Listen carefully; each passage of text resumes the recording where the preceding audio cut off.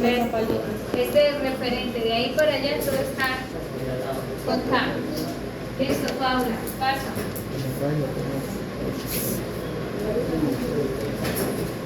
Puedes traer tu cuaderno si necesitas el cuaderno.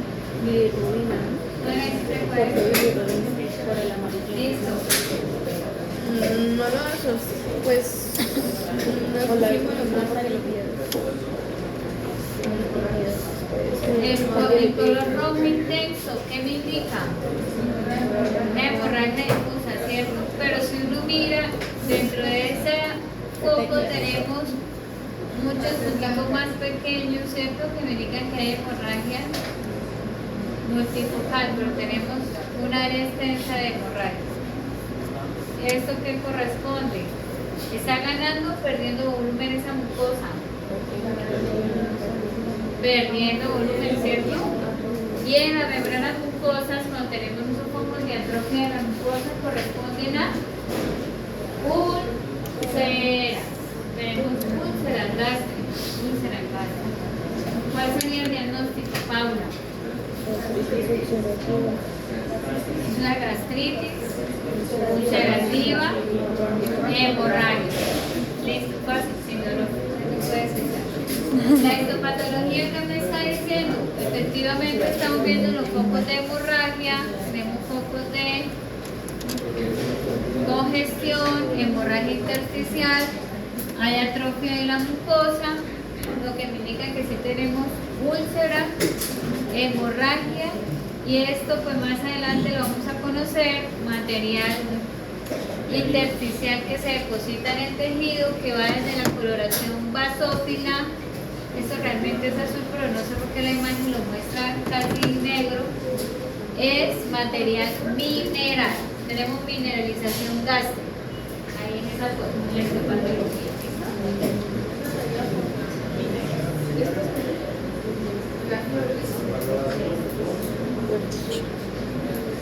Eso es lo que significa que hay mineralización intersticial. Significa que este animalito está con un cuadro de hipercalcemia, muy seguramente enfermedad renal primaria. Enfermedad renal primaria. Vamos con la siguiente imagen.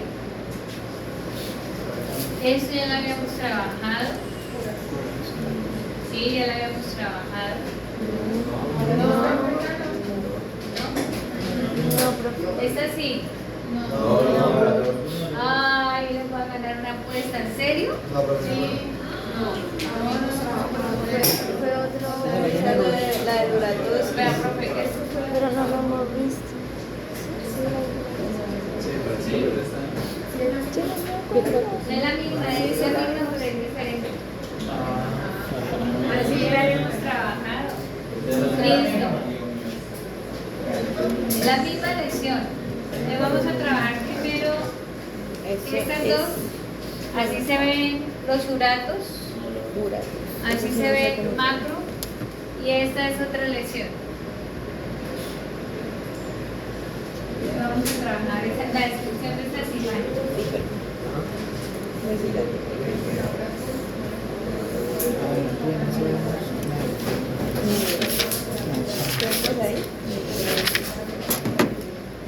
Hay necrosis.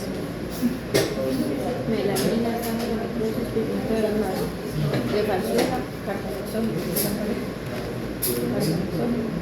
Está podrido. Está linda.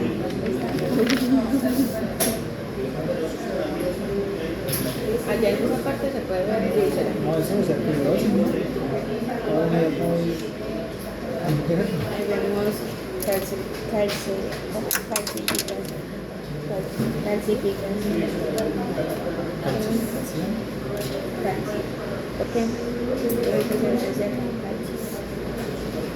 la parte de afuera.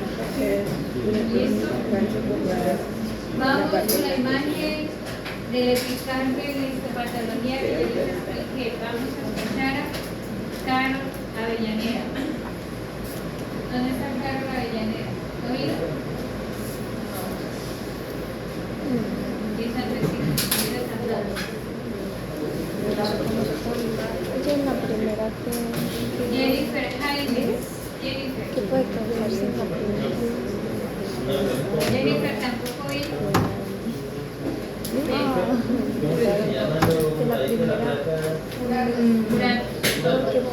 Así el aspecto llaman topos. Topos de ácido úrico. Topos de ácido úrico. Jennifer Macro de la del primer corazón acá a la derecha. Vamos a ver. Uno, pues el músculo sí está algo cianótico, aspecto casi negruzco, que me indica que hay necrosis. Y en la superficie, ese es el músculo. Y en el epicardio, que lo anormal de ese epicardio, lo anormal. Entonces hablamos de precipitación, gana volumen el epicardio y el aspecto es de color blanquecino, es muy irregular la superficie, se deposita sobre el epicardio y podemos estar asociando mineralización o ácido úrico. Y la histopatología me está diciendo que eso cristales de ácido. ¿Cuál sería el diagnóstico?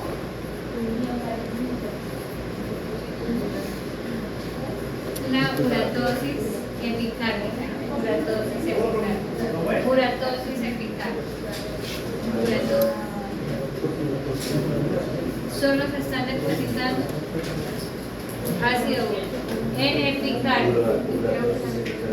Ahora, la necrosis del miocardio. ¿Qué me está indicando la necrosis del miocardio ahora sí? Ahora sí, la necrosis del miocardio. ¿Cuál sería el diagnóstico? Una miocarditis necrosizada. Para eso, primero el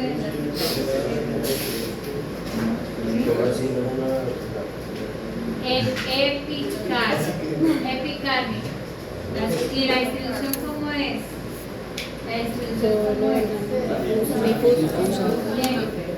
Difuso. Todo el aspecto blanquecino que normalmente como debería ser el epicardio. Rojizo intenso, ¿cierto? De uratosis en epicardio y en músculo cardíaco tenemos miocarditis necrotizante.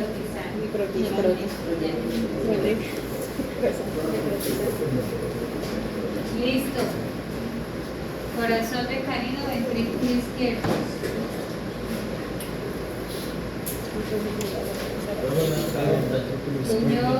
¿Cuál es la diferencia? Porque hay una que dice necrótica y otra necrotizante. No hay diferencia.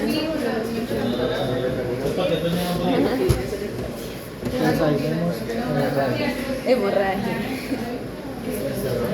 Ahí se ve fibrosis, mire. Allá. ¿Dónde? Allá. La parte blanca.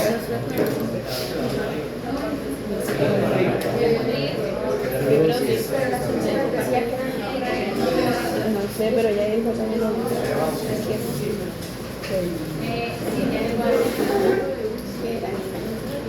Corazón de perra. Ahí está el corazón de papá. Cuidado con eso. Lo siento, papacho. Ya estamos muy suaves, porque es el peligro. Pero el culo Ahora sí hablamos de hogar. Ahora sí. Ay, no, qué pecado.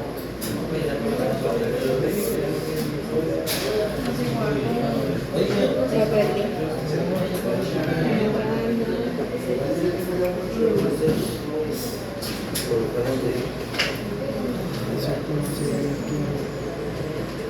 Esa parte de ahí. Esa parte. Eso. Uy. ¿Cómo va a ser? Pero esa es el cosa que tenía. ¿Qué? ¿Cómo sabes que es quiste? Esa Es normal encontrar contenido de sangre en cavidades cardíacas y en aurículas, ¿no? Vasos coronarios también es normal encontrar sangre. ¿Dónde está Raúl Rincón? No vino tampoco. Raúl.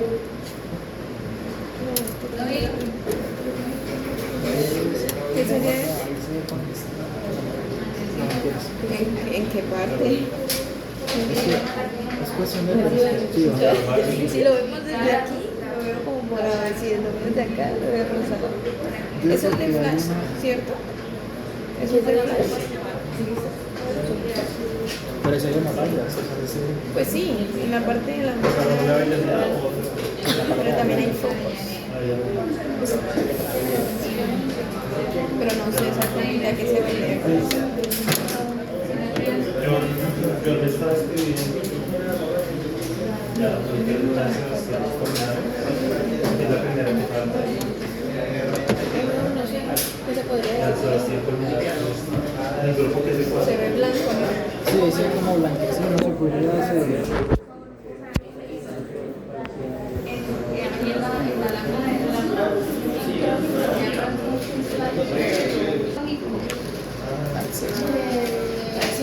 Usa.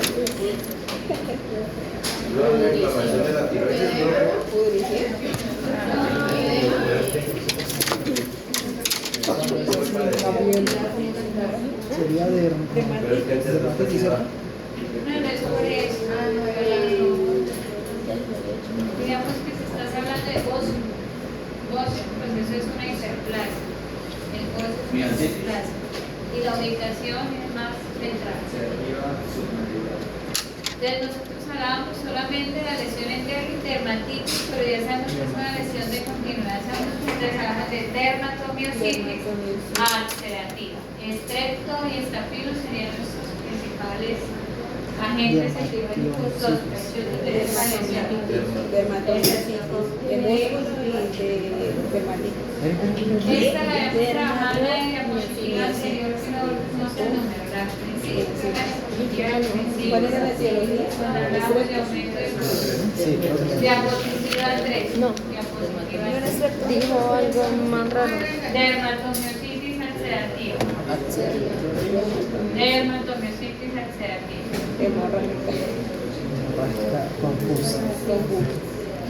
No, porque para eso está figurativo, ya no dice el Nosotros centro. hablábamos de diagnósticos morfológicos, ¿cierto? Hablando de cómo escribimos a partir de un listado de lesiones, utilizando terminología inflamatoria en la mayoría de los casos.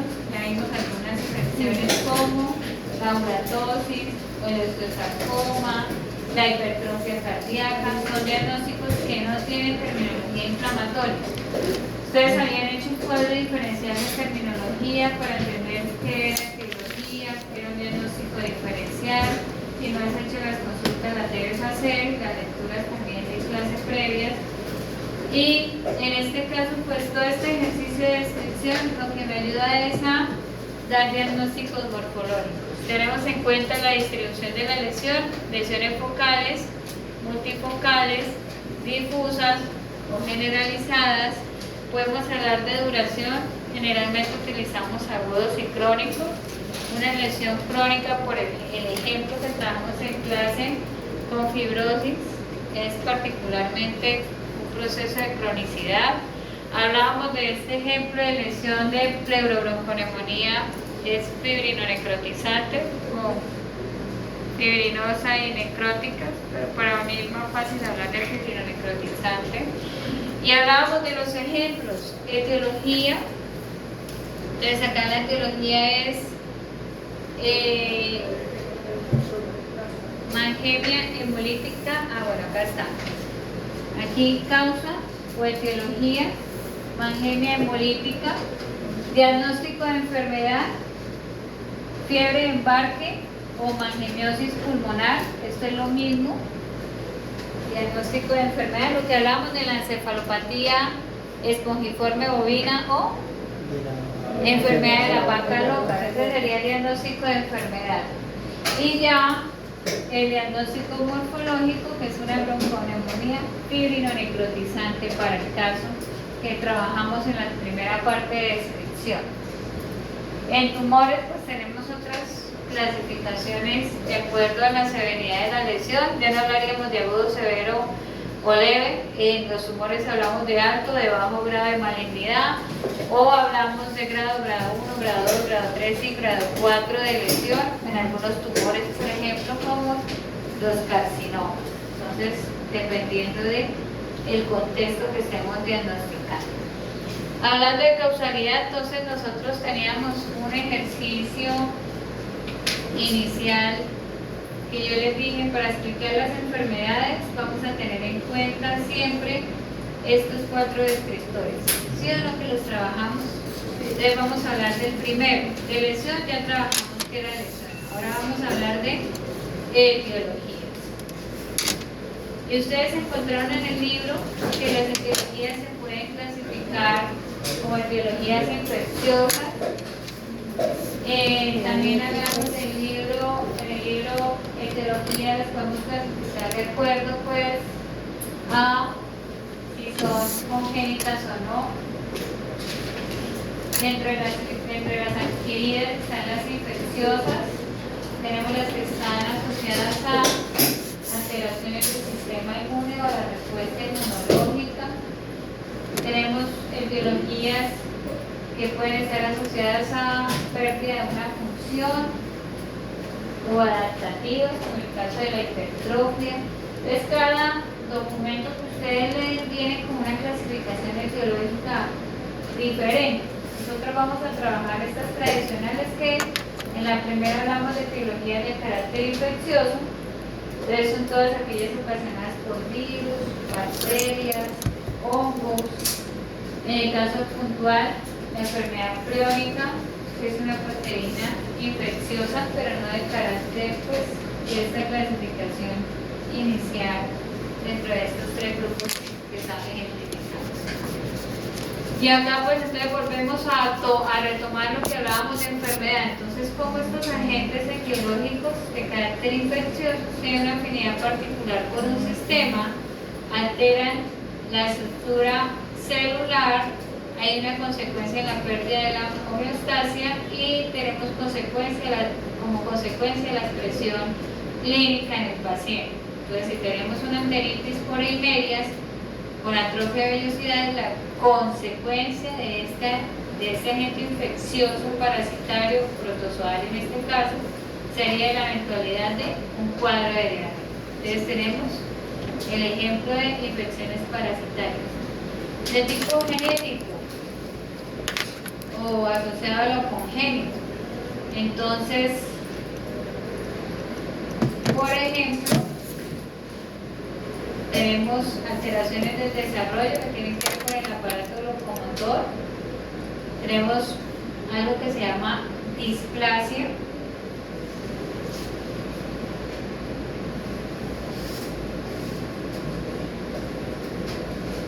Es esa pérdida de la estructura, ¿cierto? No hay una arquitectura armoniosa del tejido.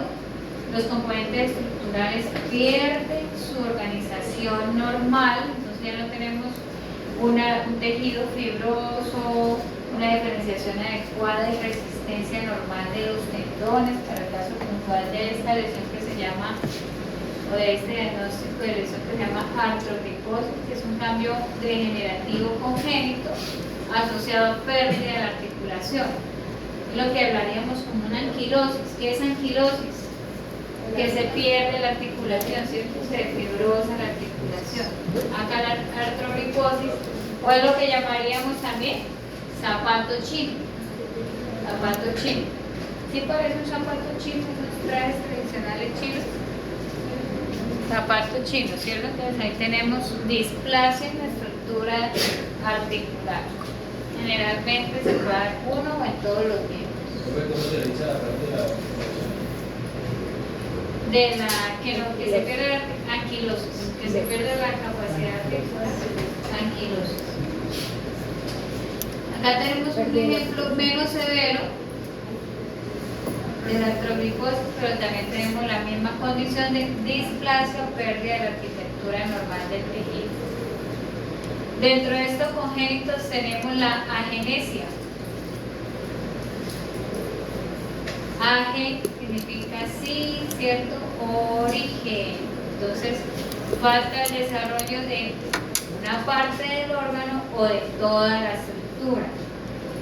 Entonces tenemos acá agenesia total del paladar.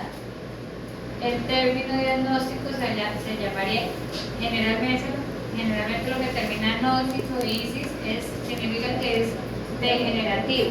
Entonces acá tenemos pérdida de la unión o una displasia del paladar. Palatosquisis significa que se pierde esa unión. Los procesos o las fusiones de aproximación del tejido óseo y la mucosa se pierden. Entonces queda la palatosquisis, o también se conoce como hendidura palatina. ¿Listo? Congénito.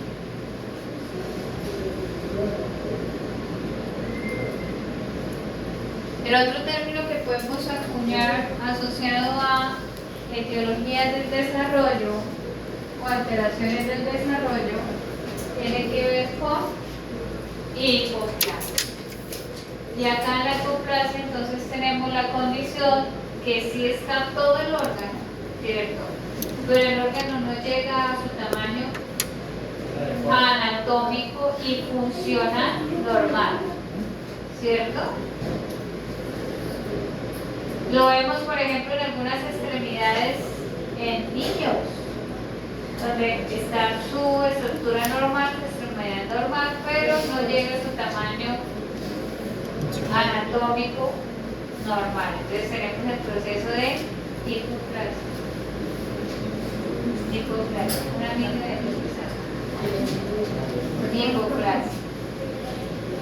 Aquí en el ejemplo particular, entonces, si hablaríamos del páncreas, ustedes ven ese páncreas, el tamaño, los acinos pancreáticos, la arquitectura como tal es diminuta. Es muy pequeño y funcionalmente pues vamos a tener un paciente con hiperglicemia o es un paciente con diabetes, ¿cierto? Porque hay deficiencia insulínica y también va a tener alteraciones en los procesos de metabolismo a nivel intestinal. ¿Por qué? Porque la cantidad de enzimas que se deben secretar del páncreas exocrino también es deficiente. Entonces, imagínense lo que él consume y la cantidad de enzimas que se van a vertir hacia el intestino. Entonces, un paciente, este es un paciente que tenía más o menos 2 años y era un paciente con extrema delgadez, era muy delgado. Le duró hasta los 2 años de vida, llegó con insuficiencia insulínica, estaba muy hiperglicémico, tenía un cuadro neurológico primario. Cuando hicimos la necropsia encontramos que la causa de todo era la hipoplasia pancreática. Duró 2 años vivo. Mucho tiempo con esa deficiencia insulínica. Entonces tenía como un cuadro de delirio asociado y muy delgado, sí, una condición corporal bastante severa. Prácticamente uno de 5 la condición corporal. Etiologías traumáticas, ¿cierto? De carácter físico, aquí hablamos siempre de contusiones, politraumatismos. Ese tipo de lesiones pues causan un proceso directo, primero de ruptura vascular que se acompaña con hemorragia. Lo segundo es la necrosis que vamos a tener en tejidos, acá en tejidos blandos, principalmente músculos, tendones. Acá María José, el hecho de que estemos perdiendo piel, volvemos a hablar de úlceras, ¿cierto? Son lesiones de pérdida de continuidad. Hay una lesión ulcerativa y el color negruzco que me está indicando, necrosis, ¿cierto? Esto es una miositis necrótica o necrotizante. Entonces, para ahí como le quieran mencionar, ¿cierto? Es ulcerativa. Si no corregimos esto rápido, se va a ver gangrena y terminamos amputando el miembro. Viabilidad, sí, mientras que se haga una intervención en tratamiento rápido. Hay que mirar cómo está la integridad de los huesos, los tendones.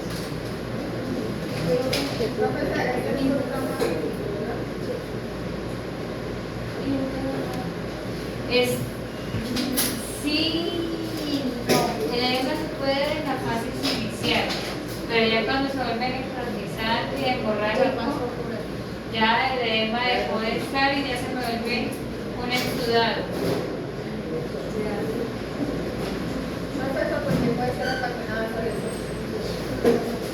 Lo atropellaron. Sí, el politraumatismo puede ser cualquier cosa. Generalmente esto que tiene reacción.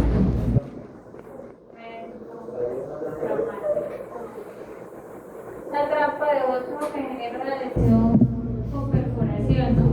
Es más severa la lesión, entonces que le podríamos ajustar la miembro posterior con la trampa de otro. Este es otro ejemplo de etiología infecciosa, pero tiene otra, lo pongo acá porque tiene otra connotación. Resulta que cuando el animal está expuesto a periodos de sequía extremo, por ejemplo, cuando empezamos estas épocas de verano, entonces el pasto se vuelve más enriquecido. Entonces el animal se obliga a comer más hacia la base de las pasturas, y ahí es donde tenemos algunos agentes que son saprófitos para esos pastos, pero que si el animal no quiere, ¿qué pasa? Empieza el proceso de enfermedad en ese individuo. Acá tenemos un hongo que normalmente es saprófito de las pasturas, ahí está el nombre, se llama Clarisis purpurea, pero el problema de este honguito es cuando ingresa a rumiante.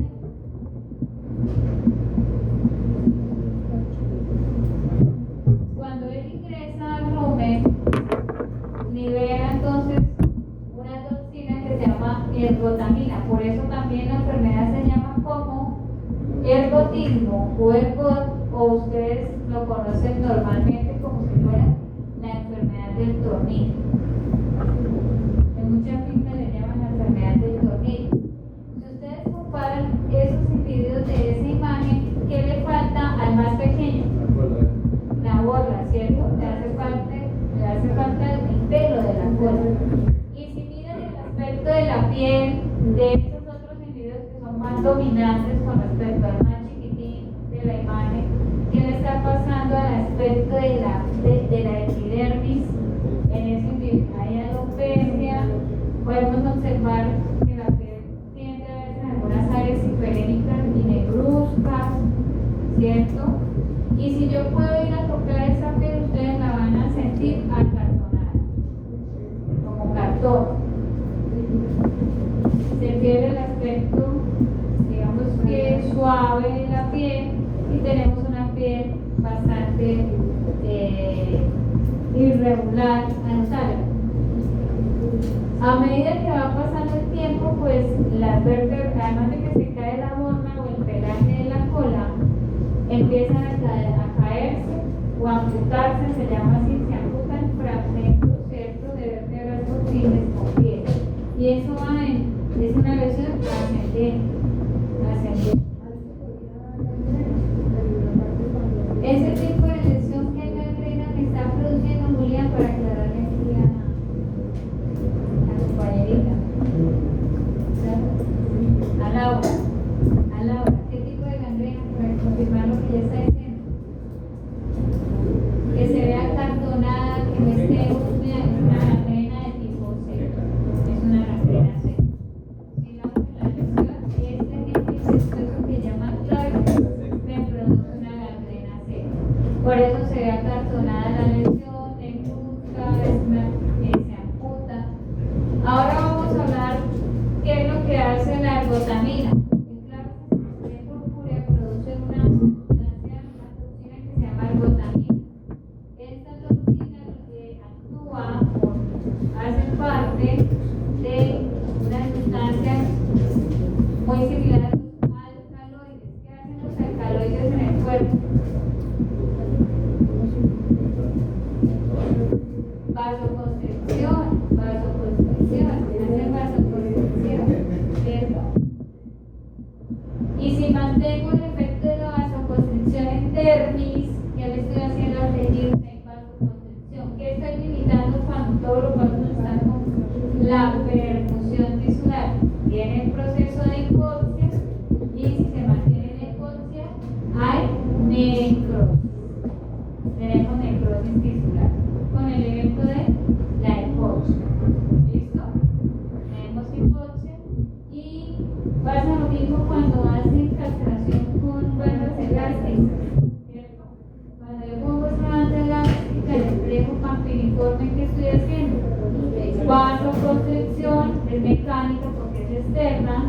y evocación en la gónada. ¿Qué hago en la gónada? Isquemia, tiene cruz, entonces empieza a deshidratar el tejido, testículo se deshidrata, también es un evento de fibrosis isquémica asociada a una gangrena seca. Entonces acá tenemos una dermatitis necrotizante, ahí está mejor la imagen. Y ahí aumentan las quedan todas sin piel, ¿cierto? Sí, pero sin pelado. Sí, aquí se pierde la epidermis, con la epidermis también los folículos pues están atróficos, se cae el pelaje y empieza a apuntarse parte de la folícula. Evitar que los animales coman pastura dignificada sería preventivo. Y de todas formas estamos viendo la dominancia de ese lote, ¿no? El más chiquito es el que le toca lo peor. No, lo ideal es sacarlo de este lote y ponerlo a la sombra, evitar también la exposición de rayos UV. Pues ustedes ven, acá tenemos unas áreas hiperémicas y garantizar pastos que tengan mayor cantidad de forraje verde. Creo que yo le hice un baño con yodo. Ah, sí, nos pasa. Creo que yo le hice un baño con yodo. Lo que haces con el yodo es evitar que las lesiones se contaminen con bacterias oportunistas. Pero no estás haciendo. Ah, bueno, lo otro que puedes aplicar es fármacos para reducir el proceso inflamatorio, fármacos que garanticen entonces vasodilatación, ¿cierto? Fármacos que garanticen un efecto antioxidante. Entonces, por ejemplo, el domocin, un producto comercial, lo puedes aplicar. Con vitaminas de De pronto vitamina A, la vitamina E también sirve como antioxidante. La vitamina A es epitelizante también. La C ayuda a mejorar de pronto el tema de vascularización. Esto ayuda. Vitamina A mejor porque ayuda a la epitelization, restaura también, ayuda al tema de mantener la integridad del endotelio vascular. El problema del antioxidante del domocin que les mencionaba es que ese animal no puede sacar a la venta rápido porque el músculo con un sabor espantoso. Entonces deben tener un tiempo de retiro y su utilizo del domocin. Ustedes hacen un animal con si hacemos un proceso de necrosis animal con domocin, una vez que no se corte el músculo, eso es un dolor espantoso. Entonces, imagínense el sabor, el olor de los animales. Etiología de carácter ambiental. Y nosotros acabamos de hablar de factores predisponentes. Una cosa es que tengamos un factor predisponente, otra cosa es que tengamos una etiología o causalidad. El factor predisponente son las condiciones que ustedes leyeron en la primera parte del capítulo que traían para hoy de lectura, que decía, un factor predisponente es el que favorece que el individuo sea más susceptible a desarrollar una enfermedad. Si tengo una neoplasia de células de Sertoli, ¿en qué género se da la neoplasia de células de Sertoli? En los machos. ¿Cierto? En los machos. Si hablo de carcinoma mamario, en las hembras, pero en los machos también puede dar carcinoma mamario, pero digamos que la predisposición en género es mayor en las hembras. Y aquí es la condición de que tengamos una etiología ambiental y el agente causal son los rayos UV. Pero tenemos factores predisponentes, que el tercer párpado, la membrana infiltrante sea de color blanco. En felinos, el carcinoma escamoso es de mayor presentación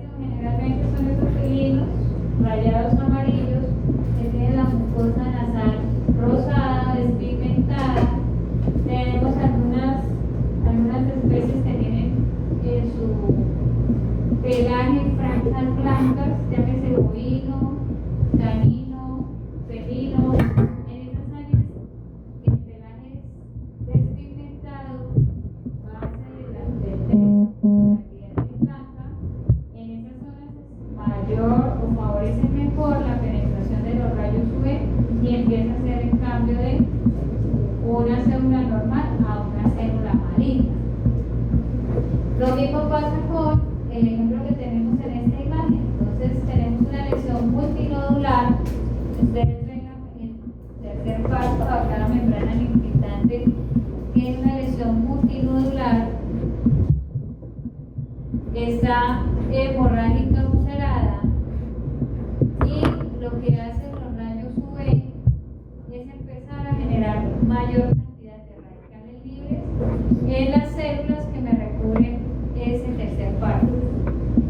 Empieza el efecto de arreglos en el genoma de estas células, porque son factores epigenéticos que van generando esta condición, y empieza a alterarse la expresión de genes y va a decir, vea, acá lo que yo necesito es tener un epitelio que sea más resistente a la cantidad de rayos UV que se están generando, y lo que voy a hacer es una proliferación muy agresiva de ese epitelio, generándome la condición de la neoplasia, que se conoce como carcinoma escamocelular o carcinoma escamoso.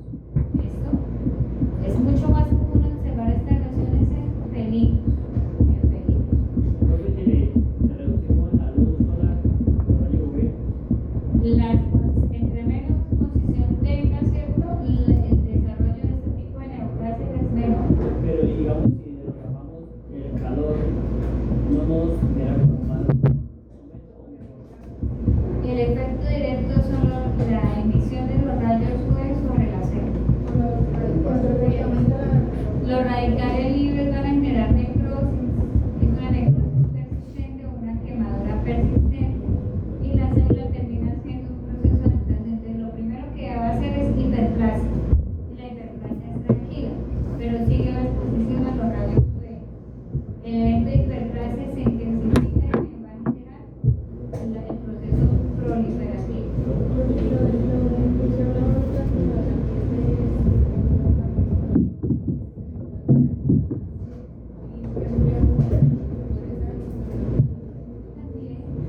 Pero digamos que eso es paliativo.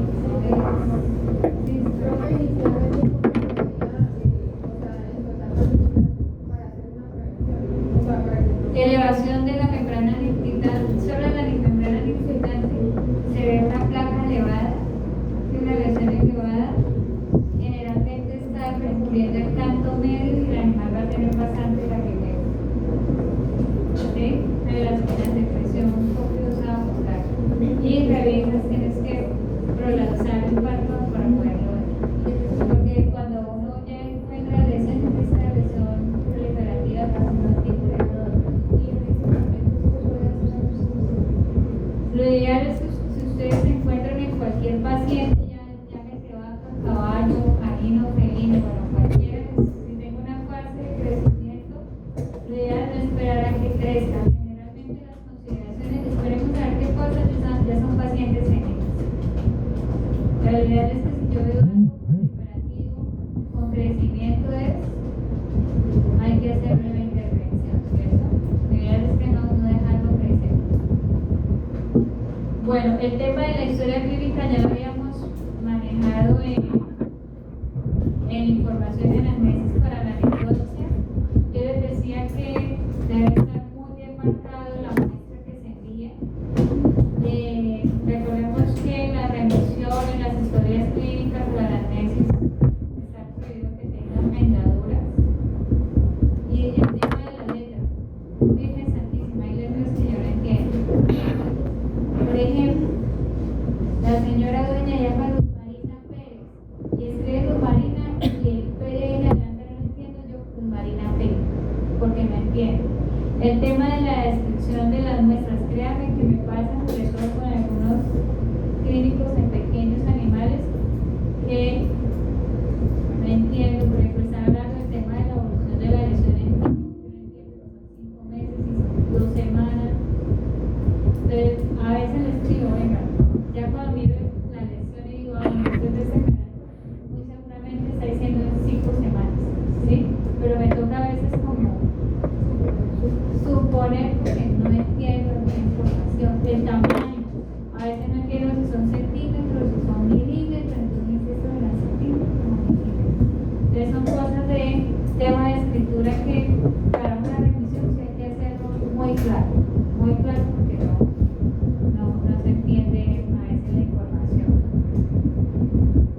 también tener correlación de lo que estoy remitiendo.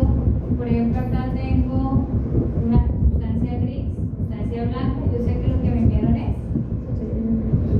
médula, ¿cierto? Entonces tenemos que correlacionar que lo que me están remitiendo corresponde a la sintomatología o en lo que están sospechando de diagnóstico, sí corresponde a la muestra enviada, porque pues también lo que decíamos, tenemos cuadros de intestinal que envían solamente hígado, entonces no hay correlación de la diarrea que me están describiendo en la lesión con la muestra que están enviando. Entonces quedamos sin correlación de lo histopatológico con los hallazgos clínicos que están sospechando. Entonces, importante el tema de que correlacionen lo que se está describiendo con lo que están remitiendo de pero les decía que lamentablemente el diagnóstico es patológico, la historia clínica es ausente o muy escasa.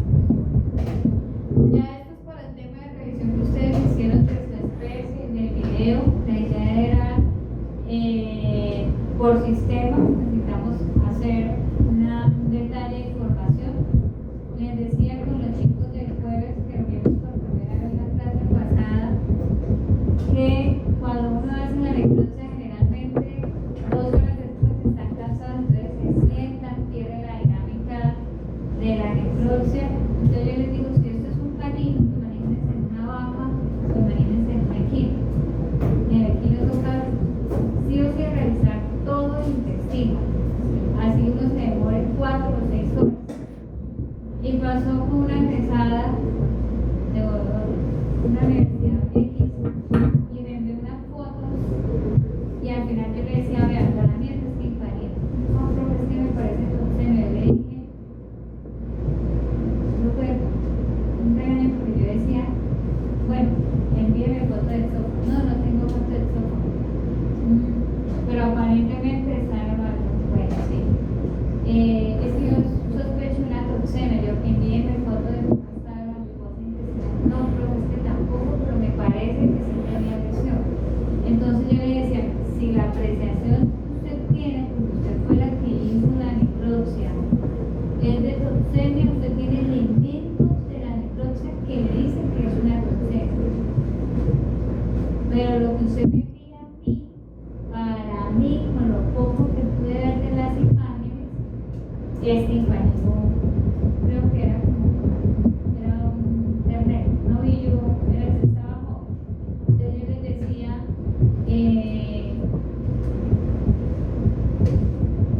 de la manera que ustedes hagan las cosas organizadas, porque a veces se animan al principio porque sienten que están haciendo es como un desprecio. Nosotros en necropsia no estamos haciendo desprecio, estamos sacando cortes para la venta. Nosotros lo que necesitamos hacer es un proceso organizado para evaluar sistemas. Esto, entonces, lo que usted de manera organizada analice, siempre trate de guardar imágenes, porque quien no la hace le queda más difícil hacer una orientación diagnóstica. Yo le dije, no, lo siento. No, profe, gracias por la orientación. Le dije, es que yo no tengo los celos. Y lo que le pido, ya me dijo toxemia, entonces yo le dije, bueno, envíeme endocardio cómo estaba, el epicardio cómo estaba, muéstreme cómo estaba la mucosa intestinal. No tengo cosas. Y un desorden lo mío.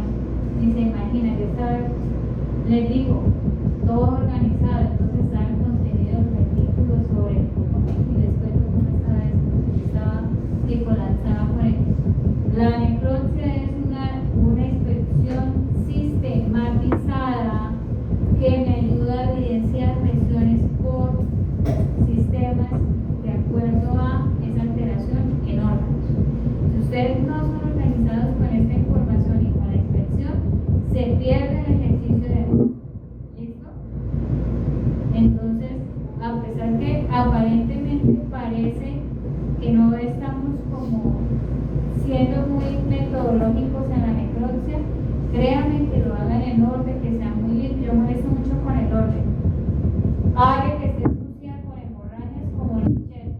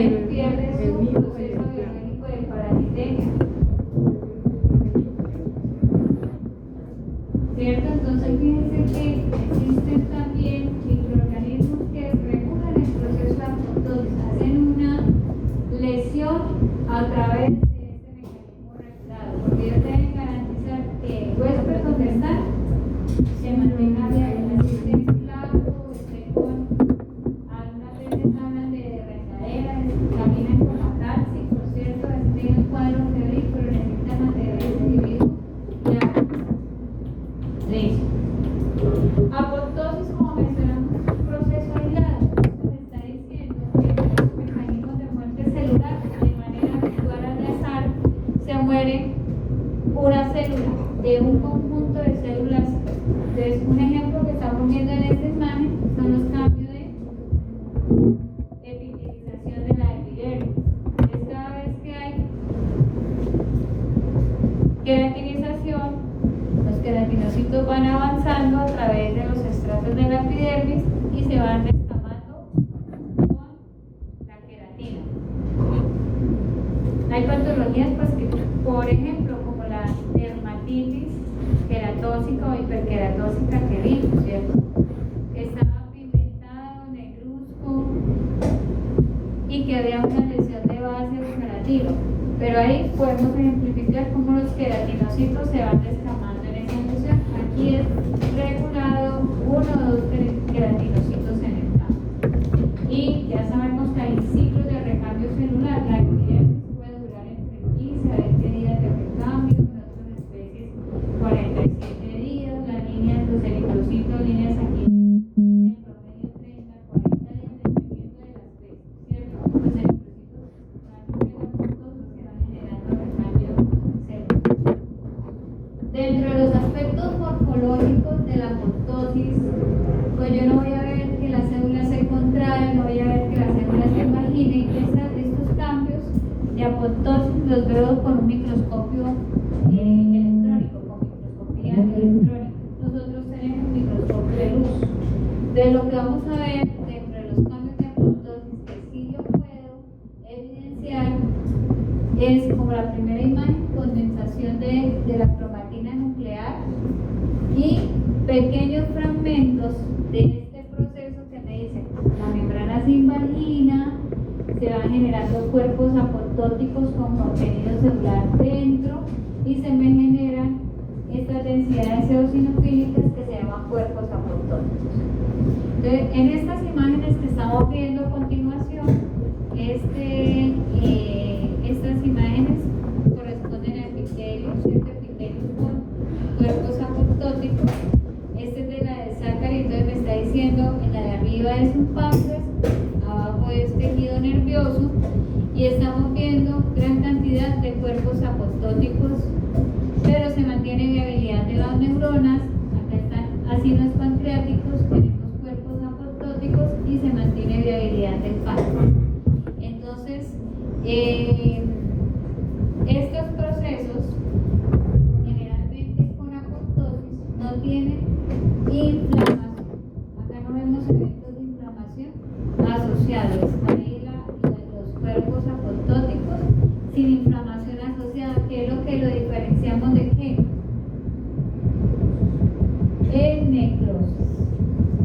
En la muerte celular por necrosis sí encontramos inflamación. En apoptosis no hay eventos inflamatorios asociados. Esa es una diferencia. ¿Listo?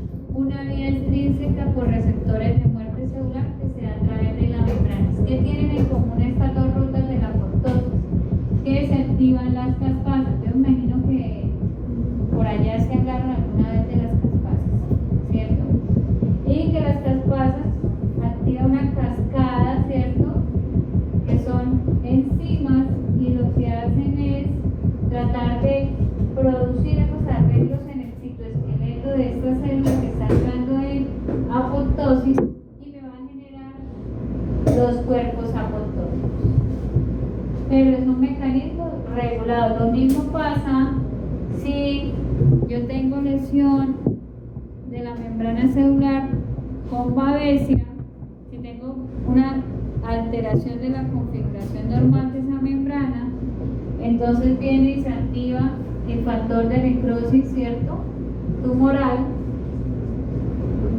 hace que las caspasas inductoras activen las ejecutoras que son líquicas y empiece el proceso de regulación de información de los cuerpos apoptóticos. Entonces fíjense que no voy a entrar mucho en el proceso químico de la apoptosis, no lo voy a enredar con eso. Lo que quiero es que entiendan que si tenemos unas vías de inducción y activación de la apoptosis que van a generar esos arreglos a nivel de las células. ¿Listo? Sí, que quede claro, efectúan un proceso inflamatorio en los tejidos. ¿Listo? Me toca presentarlos porque de todas formas hay que recordar el tema de los procesos de apoptosis son aquellos que me inducen muerte celular. Para este caso, yo les mencionaba en el primer día que les mostré el tema del plan de curso, ¿ya tienen hambre?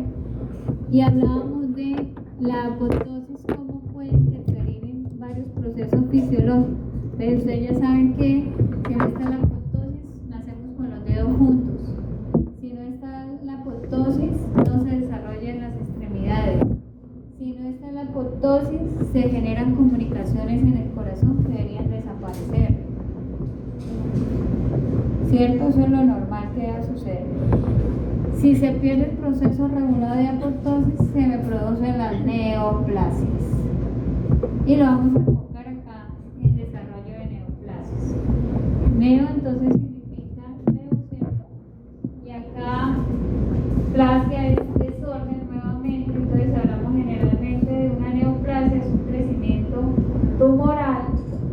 Generalmente vamos a tener aumento de los órganos, vamos a tener múltiples estructuras nodulares con una masa completa dependiendo del tipo de neoplasia, que indica que hay un aumento de volumen o hay un sobrecrecimiento celular. Este caso fue el que les mencioné les había dicho el ejemplo de células del tumor de células del citosol.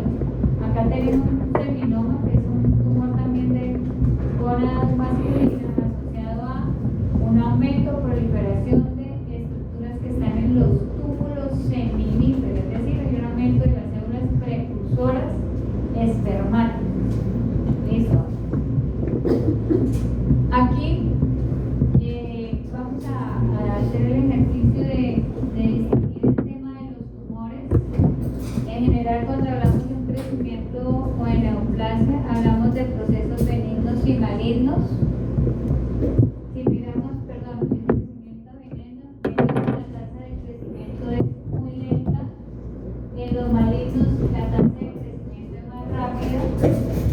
Generalmente los benignos están encapsulados, los malignos no. En los malignos, como no están encapsulados, entonces hablamos de infiltran los tejidos, son infiltrativos. ¿Se recuerdan el melanoma?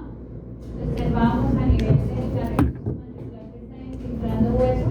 Eso me indica que es malignidad. Estaré comentando un caso de profilaxis que la empresa había crecido, entonces que los dueños habían dicho, ustedes, ¿por qué no se les decía 1 o 2 semanas de crecimiento me indican que es un crecimiento maligno, ¿cierto? Tasa de replicación. Algo en los malignos es que, ¿qué significa anaplasia o que tenga tibias? Anaplasia es que no puedo diferenciar la célula de origen. Se pierde esta diferenciación, no la hay. Es decir, que entre menos se parezcan las células al sitio de crecimiento primario, es decir, el carcinoma ocular es un proceso proliferativo de células escamosas. Cuando yo miro la histopatología y reviso que no se parecen a células escamosas,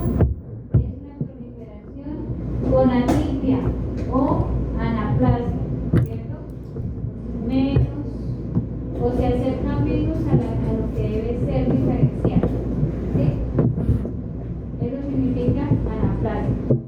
No se parece a la célula donde está creciendo el tejido. Lo que les decía del carcinoma de glándula mamaria, que haya hueso, eso es anaplásico. Glándula mamaria que debemos encontrar asilos o estructuras glandulares, no hueso. Eso significa anaplásico. O atipia. Algo atípico que es Anormal. que es diferente. Ahorita los jóvenes utilizan una palabra para describir a una persona cuando no les parece normal. No utilizan el término, antes uno decía raro. Ahora lo que dicen es bizarro. Bizarro. Creo que utilizan la palabra bizarro.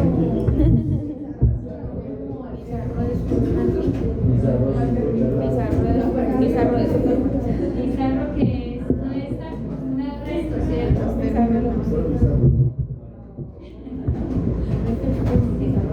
Pero antes utilizan la palabra raro. Ahora los chicos, bueno, no sé, en la época de mi hija, ustedes utilizan bizarro, raro.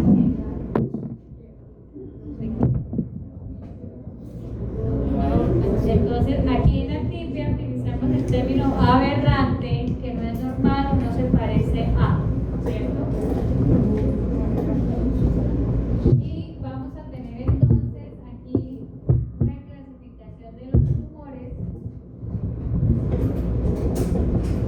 Una clasificación de los tumores, de acuerdo si son tumores epiteliales. Les acá hablamos de un ejemplo por aquí. A ver, lo más común.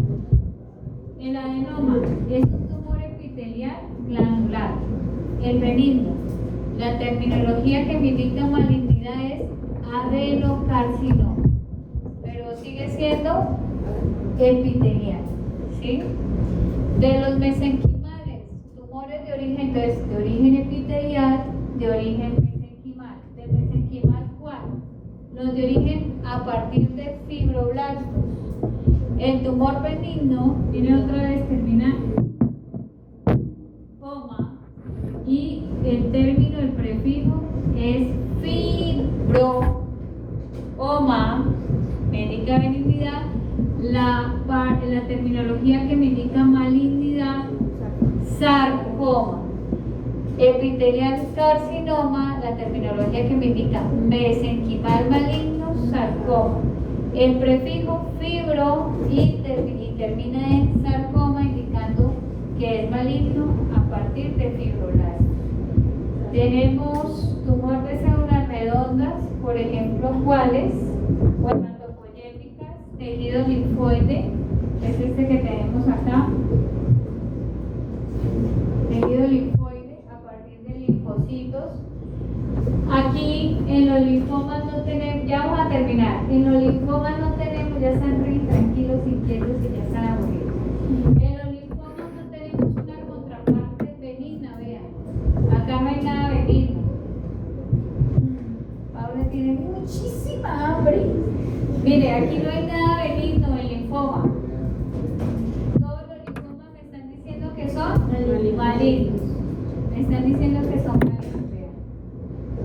Una terminología asociada o sinónimo del linfoma es linfosarcoma. Lo que pasa es que en los linfomas todos son malignos y tenemos de alto o de bajo grado. ¿Sí recuerdan? No Hodgkin. Hay linfoma no Hodgkin y linfoma tipo Hodgkin. Eso es por la morfología de los temas. Acá tenemos otros ejemplos de origen nervioso.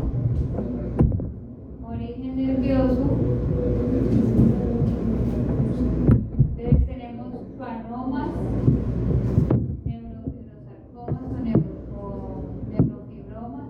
Estos son todos nerviosos.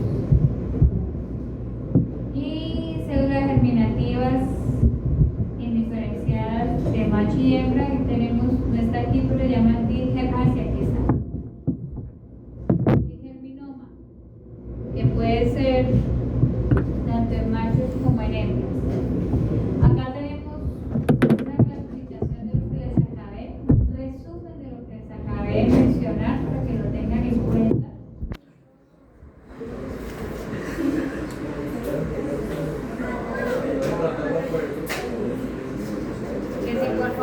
comparten la imagen. Qué pereza, ¿no? Músculo liso, fibroblastos. Esto es lo que son recubrimientos pleurales. Estos son serosas,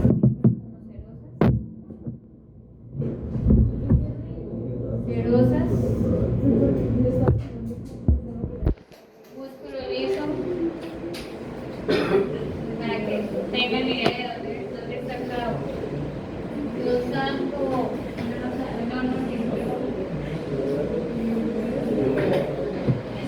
siento que no hicimos nada.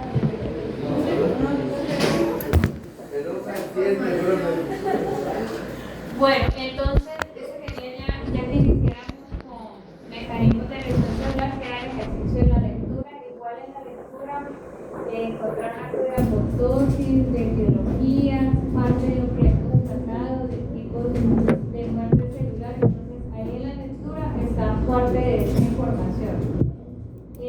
Para la siguiente clase, Andrés debe traer una imagen macro y micro de un tumor de origen epitelial y un tumor de origen mesenquimal. Abres el panel y lo voy a encargar al panel, ¿listo? ¿No hemos hecho panel con ustedes? Sí.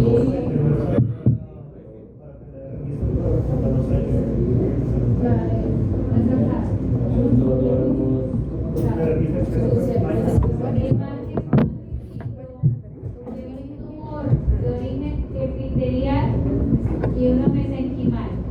Del epitelial me trae un ejemplo benigno y del mesenquimal uno maligno. La imagen macro y micro, cómo se ve la lesión. En grupo individual. No, ese es el individual.